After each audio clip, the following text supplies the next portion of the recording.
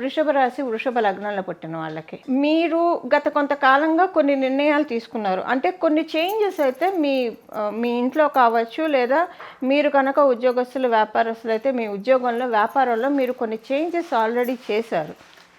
ఈ చేంజెస్ వల్ల మీకేంటంటే మీకంతా చాలా బాగుంటుంది. మీరు తీసుకున్న డెసిషన్ డామ్ షూర్ చాలా మంచి డెసిషన్ తీసుకున్నారు.